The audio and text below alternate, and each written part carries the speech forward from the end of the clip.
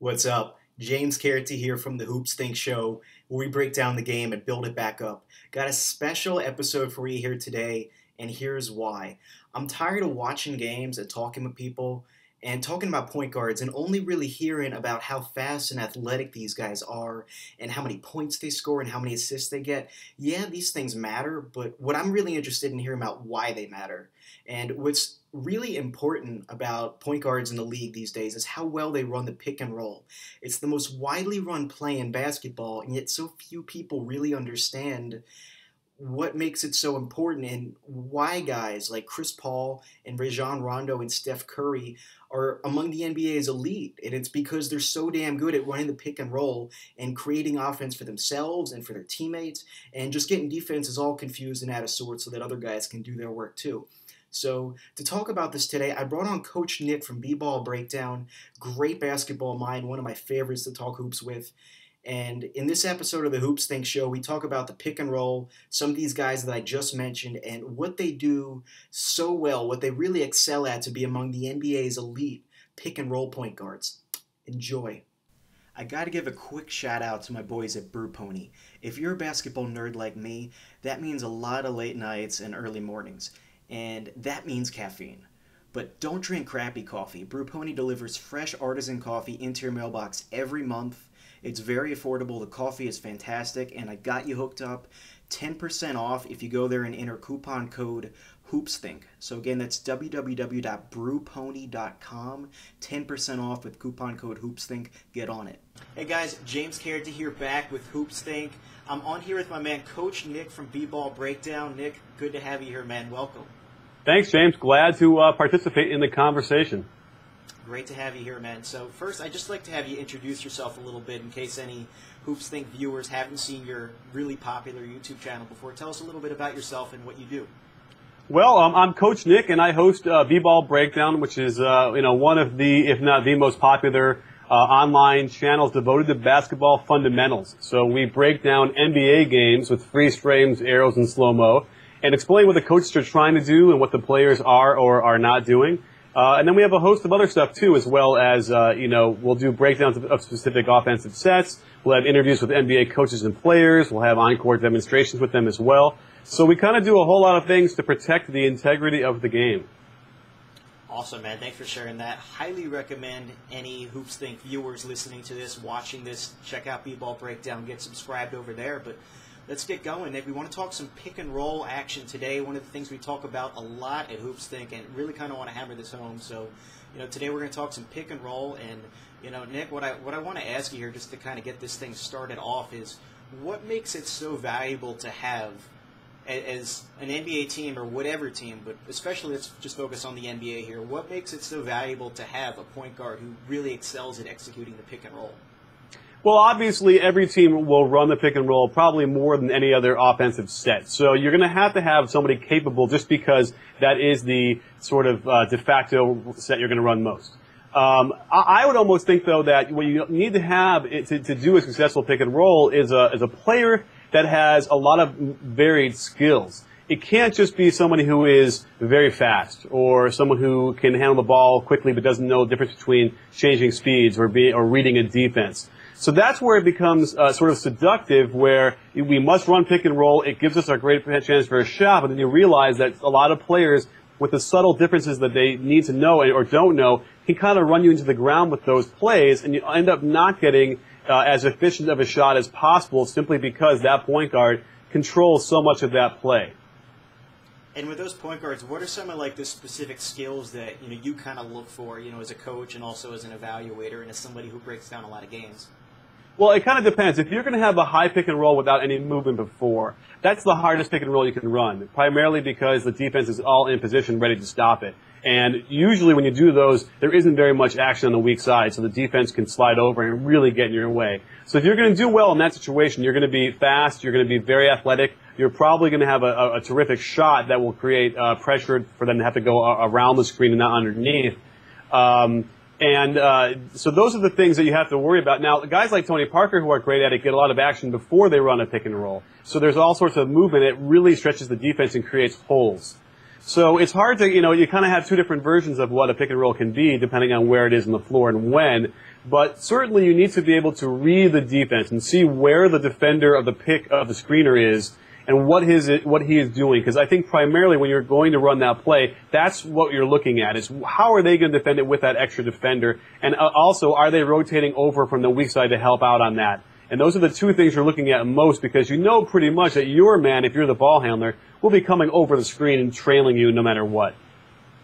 And absolutely. And how would that differ between, say, like running a high pick and roll like you just described, and running one, from the wing, from the sideline? Like how would that, affect the way that, say, the point guard would approach the situation and how the defense would react to it? Well, a good point guard would understand the defensive concept that they're running against them. So certainly on a sideline screen and roll against the best defensive teams, they're going to run ice. They're going to force you down to the baseline. And then they're going to sag the screener's defender down by the block to contain the drive. And that, in my opinion, is the best way to defend it. But when you're a really good point guard, there are always counters to that, which is take what they give you and actually start to drive the baseline and make it a one-on-one with you and the big man, who probably isn't going to be able to stay in front of you. So that's the thing you got to kind of check right away, is where's my man playing? Is he forcing me to the baseline or not? And is that defender on the screener sliding down? That's the one big thing. Now, when you're on top, you have to watch if the defender is going to hedge high. Are they going to blast you with a double team off of that screen or not? You need to drag the defense back farther toward the half-court line to create space and then hit the roller man to release pressure. So those are the things that are going through a point guard's mind pretty much, because there's not that many ways when you really think about it to defend the pick and roll. Either you hedge or you can, ice and force them away from the screen. So, it sounds maybe a little bit easier than it is. And I think if you ever put a GoPro camera on Chris Paul's head, yes, I think you'd see just how fast you have to make that decision. It's not easy. Yeah, man, they got to get him hooked up with some of those Google glasses. That'd be pretty cool, wouldn't it? Oh, yeah. I mean, listen, my next on-court demo will definitely be focused on the pick and roll. I want to get into the mind of a guy like Chris Paul to find out how he reads it as well, because there's no doubt in my mind he's seeing things probably like Peyton Manning does when he's in the line of scrimmage. They see things differently than other guys do, and that is what lets them be so successful, I think.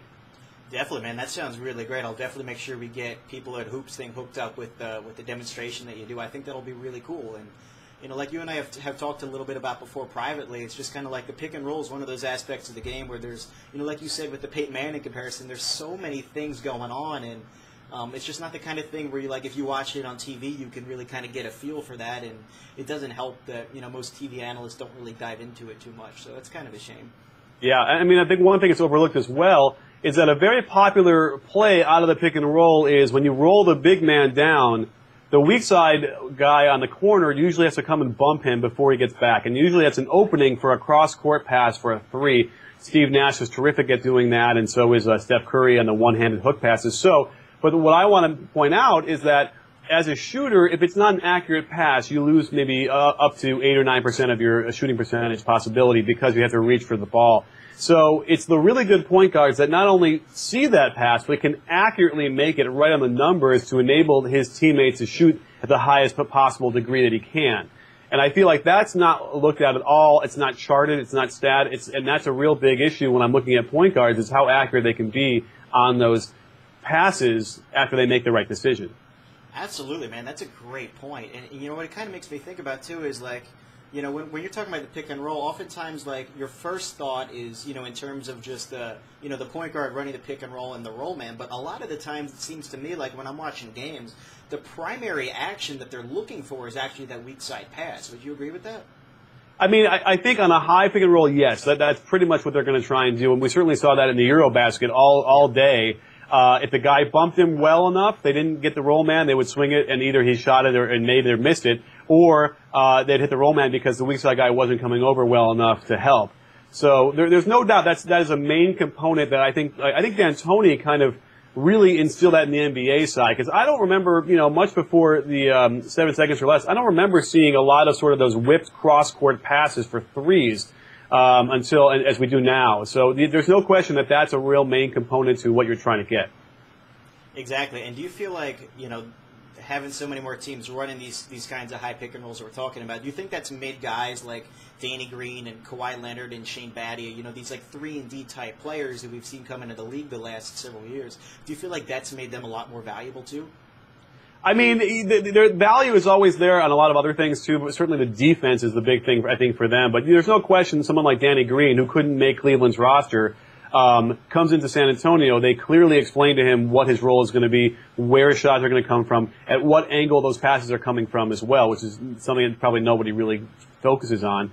And there's no question, he went from a guy who was out of the league pretty much to almost the MVP of the finals, basically. So there's no question that there's a value there. I almost think if I were playing that role, it would be a little bit boring to me to some degree. I would say half of the possessions I kind of just go and stand there on the weak side and hope my man helps. It's kind of like a big man. If you ever watch a big man play in the NBA, it's just block to block to block with getting slammed and bumped into the whole way through. But for the Spurs, in defense of the Spurs, at least there is a lot of action, and when they rotate other players in, their offense does change and shift, and every player plays different roles. But if you were to watch a very mediocre offensive team, those kind of guys literally stand around and spot up, I would say 70% of the time. Yeah, it's got to get a little bit frustrating sometimes the Spurs obviously are like the model franchise, if you will, when it comes to getting guys to buy into playing specific roles, but it's got to be kind of frustrating, for some guys who play on a team where they, just aren't really in a position where they get the ball a lot, and, I think that can really affect the team chemistry a little bit too, don't you think?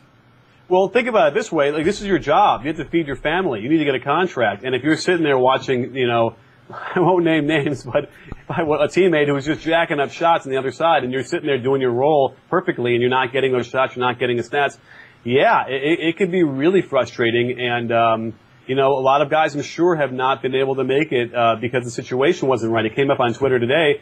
We're talking about if Wilt was on the Celtics teams. I know we're getting off the point guard discussion. Go for it, back. But if Wilt was on the Celtics teams, Wilt would be the greatest of all time, and Russell would be a good defensive center on some nice teams. And certainly that's a provocative argument, but Steve Kerr is a great example. Had he not somehow went his way to the Bulls, he wouldn't have, no one would really remember his game at all in the NBA. Yeah, fit is just, it's just so important, so underrated to think about, like, what guys are on what specific teams, and, not just the personnel aspects of it, but also the strategic aspects of it, because, there are some teams, like the D'Antoni offenses that we just saw how perfect of a fit it was for guys like Steve Nash and also Amari and Marion too, to a little bit of a lesser extent when they're all with the Suns. And it kind of makes you wonder, like, what kind of career a guy like Nash would have had if he played in a different sort of offense with different personnel. Like, sometimes you just kind of don't know, and it makes you wonder about some of the guys that we've seen wash out of the league over the last few years. One guy. And, now I don't know what we're talking about, but, even kind of like Michael Beasley to me, I know I'm going there, it's kind of an example of a guy who, maybe if he were in a different situation, he'd get to be a little bit more successful. I feel like a lot of teams have tried playing him like at the 3, where he's prone to catch the ball from about 20, 22 feet, taking 2 dribbles and throwing up an off-balance jumper. But, from what I've seen of watching Beasley is, like, when you play him as like a small ball 4, and he catches the ball close to the basket, he's pretty effective. Not that he'd necessarily be an all-star, but, I think if, a lot of it just kind of comes down to putting guys in positions to succeed and, minimizing the things that they don't do so well at, even if that's shot selection, and maximizing the things that they do well. For Beasley's case, I have seen him do things on the court every so often that would indicate to me that if he would ever get consistent with that, he would be a solid or good NBA player. That's about as far as I can go with that, because clearly consistency is an issue, and effort and all those things. And there's certainly lesser talents have made careers out of less. Exactly, and somehow bringing this back into the point guard thing, what this actually makes me really think about is Jeremy Lin, because looking at him at the end of that 2 years ago in New York.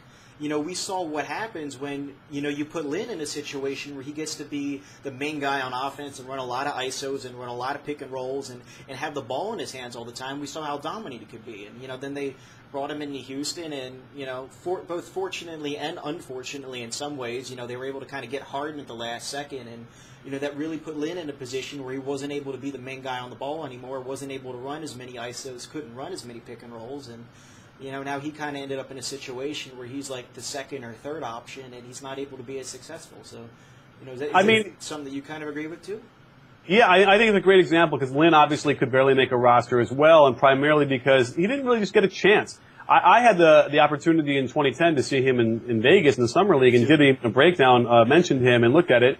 And the things, it's funny, I watched it recently, and the things that I pointed out are still sort of issues that he has, but there's no question that he is a legitimate NBA player, and just given the right circumstances and the right spacing on offense where he can do pick and rolls and be clever with his footwork in the lane, it was kind of shocking, but without question, he's done it enough times now where we can see that because of that fit, he could play. He could shoot a little bit, and he should shoot better. And I imagine this year will be a make or break for him.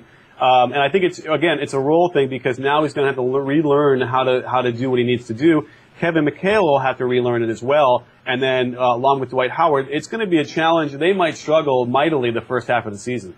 Yeah, especially with Howard and Asik potentially playing on the floor together. I mean, I can't imagine that's going to give Lin any more space to work. In fact, it's probably really going to, be a bit of a detriment, at least early on, until they figure out how that's going to work. I don't really know what to expect from there yet. But I'm going to call a timeout there because, people are complaining about the spacing issue. It's become a meme on Twitter, and it's really frustrating because so many of these opinions that people listen to are not rooted in basketball or in basketball knowledge. It's just kind of regurgitating whatever they've heard before. And I agree. I want to say this. Brian Geltzeiler, who's a hoops critic on Twitter, we were talking, and he blew me away with something because I sort of say, look at the Spurs and look at Memphis. Memphis is less of an issue, but certainly Spurs don't have spacing issues with Slitter and Duncan playing together. And they really have a nice system that gets them openings and they can do things. And Memphis is the same way. They got to the conference semifinals, so they're doing fine with that end. So what he said was, look at when they played what's his face on Miami, Birdman. Well, you would think, okay, there's no spacing with Birdman on the floor because they won't guard him and they'll clog everything up. Yep. But what he'll do is be on the weak side, about 18 feet from the hoop, and if you let him have a running start at the rim, he's going to get a tip every time. So they have to bring the man out and guard him closely, more closely than you would think, on that weak side and be aware of him. Suddenly that man can't help and clog it up like you'd think. So that's certainly with Asik, it's the same way. That guy will get every offensive rebound if you don't have a body near him. And if you have Dwight Howard up high, doing high screen and rolls, that should be a very viable, offensive system that they can put into place. Yeah, I completely agree with you, man. I hear a lot of the same things. I mean, for me, the spacing concern is more of just, I feel like, it's something that, like you outlined, they can clearly overcome. I just feel like, they probably have to be a little bit more creative than, say they were last year when they were able to easily run a whole lot of, 4-out and 5-out type of stuff. I mean, here's what's going to happen. When they start together with Lin and Harden will have to reduce his pick and roll and ISO stuff 5-6%. That's about it. And then when he goes out, they're going to have to let Lin play without him on the court a little bit. That's all. I think it's just that they have to adjust their rotations so that Lin can shine and do his thing, and do it that way. Well, they couldn't figure that out as well in the playoffs, and that was the problem. Like Patrick Beverley ended up playing better than him. Exactly. And I think it was almost more of a rotation thing than ability. That said, I believe Lin might have been banged up. I can't remember now, but I feel like he was banged up too. He might have been a little bit. Plus, they had so many roster changes in the last third of the season. It felt like they never really quite got into a stable rotation with that. With the Patterson trade and bringing in Robinson and some of the other stuff they were doing. And then Montezumas started playing well, and then Jones kind of emerged, and there's just so much stuff going on. I just felt like they never really got in a rhythm after that. Right. So I think that this is a good chance for them to get into a training camp and get organized. But again, they might struggle for a while until they can figure out exactly how that rotation works. Definitely, man. So talking pick and roll again, when it comes to guys like Lin or like Chris Paul or Tony Parker, some of the guys who, at least I feel like are elite pick and roll point guards around the league, or, at least great ones. What are a couple things that you feel like really separates them from, maybe some younger guys, maybe just to throw a name out there, maybe somebody like Brandon Knight who's still kind of learning, how to really run the pick and roll and be the team leader in the NBA. Like, what are a couple things that fans should look for maybe when watching some of these guys play? Well, I think that, if we could talk general point guard first, as far as what those attributes are, you got to be the bartender who serves up the drinks, listens to everyone's problems, makes them feel better before they leave, and that's really important. If you're, not sort of stable in your emotional state, I think that affects a lot of people in a bad way. And I feel like it's the guys that will keep everybody focused, who know when they have to get a certain guy's shot. He's hustling. He's not, let's get him a shot to keep him hustling. Because remember, if I don't get the guy a nice shot down low, like a big man, enough times, he might not run down and play defense for me. So you need to have a point guard like that. Now, that's part of it. Yes. The other part is this decision-making, when to throw passes, independent of the pick and roll. who to throw it to, when. You know this guy on your team is going to shoot it whenever you throw it to him. So I better be sure in this situation when I throw it to him that he's going to be in a position to shoot it, and it's a good shot. Timing of the passes are really key. I see over and over again guys coming off screens, and the point guard is so late throwing the ball that he's not open anymore, or he's not in rhythm, and so that destroys the whole the play itself, and then you don't get as good of a shot. Now, all those things combined go into the pick and roll as well, because those decisions all combine into one play as well. So. I think you got to be able to play in the moment, which is kind of a cliche, but it's certainly true. You can't decide that you're going to shoot the ball as a point guard before you get into the front court. God darn it, I'm just going to shoot this ball. I don't care what's happening. You can't do that. You can't play that way, especially as a point guard.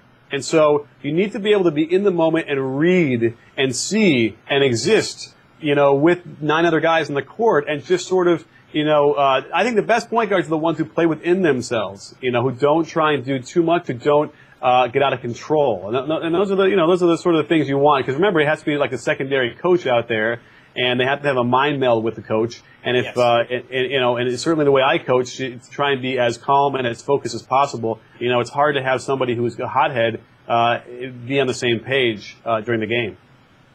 Most definitely, man. Yeah, one thing that you brought up that I definitely want to highlight is just kind of like you mentioned, that the timing of the passes. Both from a decision-making standpoint and also making sure you're getting guys the ball in rhythm, in a position to either take a quick shot or attack the rim, or do whatever they're doing.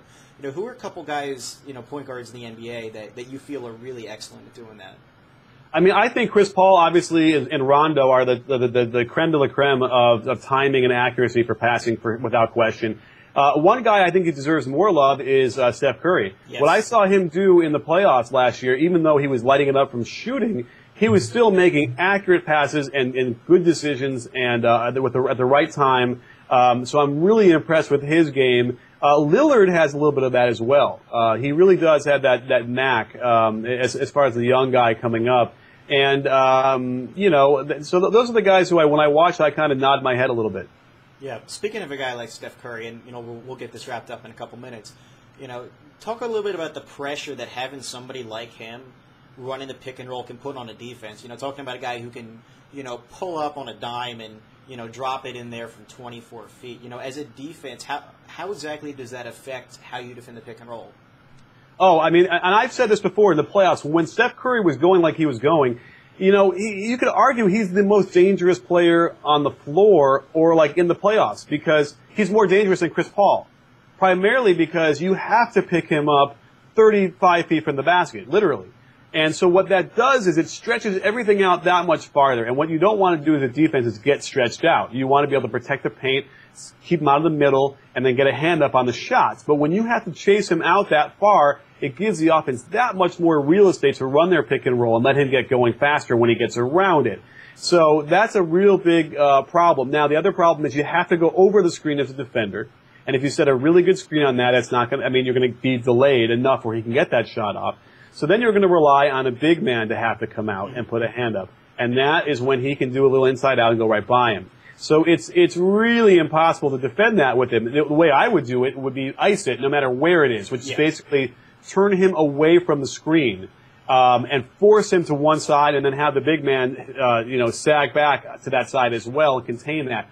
The most you might give up is like a pick and pop from 18 to 20 feet from the big man. I would much rather have someone do that than a Curry shot from anywhere in the court. Oh, absolutely. And if you ice it, it's going to put him in a situation where, it's going to take him an extra second or two if he's going to get on balance and get a shot lined up, and that gives you a chance to get a hand in his face, right? Right. And now for Mark Jackson, I would suggest, okay, run more flat screens where Steph Curry can choose whatever side he wants to go on that screen. You can still ice it to some degree, but it's not that easy. I don't think I saw that many of those flat screens on top for him. And I would suspect if teams start to force him, to his left or whatever, then they're going to have to move toward that or screen and then rescreen, which is also the biggest nightmare of all time, because you just successfully stop the screen and roll, and then the screener just turns around and screens the other way. It's like that, they do that in Europe all the time, and that is probably the most viable of your screen and roll plays when you get into it. Definitely, man. And one more question for you before we wrap up. This is just kind of a personal debate that I get in with people sometimes, and I'm curious as to your take. Decision-making versus athleticism. One of my personal opinions, I don't know how widely held it is, but I feel like it's actually easier a lot of the time to improve your athleticism than it is to improve your decision making. Because if you want to get better as a jumper, then get in the gym and get a bench and start jumping more. But if you're going to improve as a decision maker, especially if we're talking like pick and roll point guards, getting the ball to guys in rhythm, making the right decisions very quickly, that's a lot of hard work. And I feel like looking around the league, not that many guys have really improved that much in that area since coming into the league. Sure, there's a few guys who do take big leaps, but a lot of the times, we see some of these guys come in, and 3 years later, they're still kind of the same decision maker that they were. What do you think about that? That's actually pretty fascinating. Certainly on the high school level, we've taken kids that would trip over the baseline when they walk in the gym and made athletes out of them. And you would argue that their progression was a lot greater than someone who was a good athlete who could only improve just a little bit more. Yeah. Great, but the span was a lot greater for someone who wasn't a great athlete to begin with. So there's no question you can improve your athleticism, for the most part. You're getting to elite level for the NBA, so it's in very small increments, but you could improve that by just simply getting on the gym right. The decision making is not just having a teacher teach it to you and explain the right method of decision making. What it is you need to be willing to learn that. And that's probably what we're talking about, and it kind of even talks to the whole AAU and the high school and everything like that, is that you need to be willing to learn something very subtle, something very hard, probably the hardest thing you're going to learn, because, how often do you try and show a kid a skill and he might do it once and it's like, oh, it doesn't work, right? Exactly, but maybe you get him to try and shoot a little bit more, and eventually over a few weeks it starts to work, he gets it, right? Well, there isn't a real, clear-cut path when you're trying to teach decision-making and approach the game, right? You need to be already open and willing to learn that from the beginning. So that's a real issue, and it's gotten worse without question, although I could show you books from 1930 to talk about how the kids these days, and they don't want to listen to their coach. Yes, I feel you on that.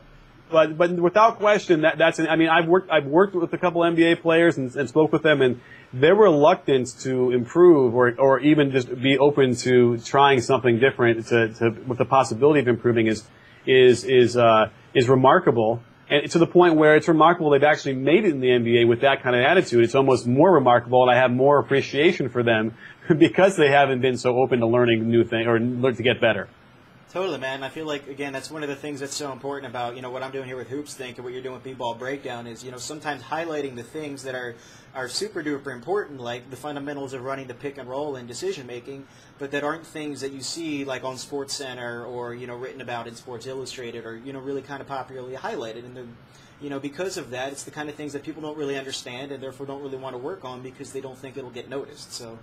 I criticize one of the top point guards all the time in the NBA, and everybody yells at me. But yes. You know what? I think it's maybe my fault. I haven't quite explained it right. So I think you've inspired me when the season starts to really just to, at one time not show highlights, not even show scores, just show decisions. Yes. Just show that everyday little things that he's doing or not doing. And really just look at that and try and explain it that way, because I feel like that might go a long way to letting other people understand like where I'm coming from. Because, you could have a top-rated offense and you could be rated very high, but still at least drive me crazy with your decisions and the way you play. I feel you. And, and remember, the way I look at it as a coach is I'm not playing to get stats against the bottom 20 teams in the league. We're looking at, okay, are you going to be able to do this against the top 3 defense in the league? That's what everyone should be playing for. And, it's guys like, so that's what we're looking at. So that's when people really get upset with me when they use the stats. And I just say, listen, there's a higher power at work here. We're looking at something greater than where he is now, and can he improve? So we'll find out, if we can see anybody this year improving, more so than they did last year. Sounds good, man. Definitely looking forward to that. We'll get things wrapped up here. Nick, thanks again for coming on, man. Really appreciate it. It's exciting to have you on here with the HoopsThink audience. Is there anything you'd like to say before we wrap this up? Not too much. I'm just glad that you can have me part of the conversation, because that's what we're here for, is just to have that conversation, strike, hopefully, stir up some ideas in people and improve the game across the board at any level. It's always great talking with Nick. Definitely hope to have him on back here again sometime in the near future. But until then, that is going to be the end of this episode. Thanks for tuning in. It's been great having you aboard this little segment of the HoopsThink journey.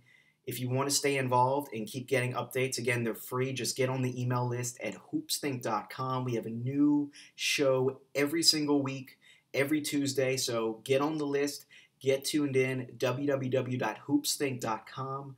Look forward to seeing you next time.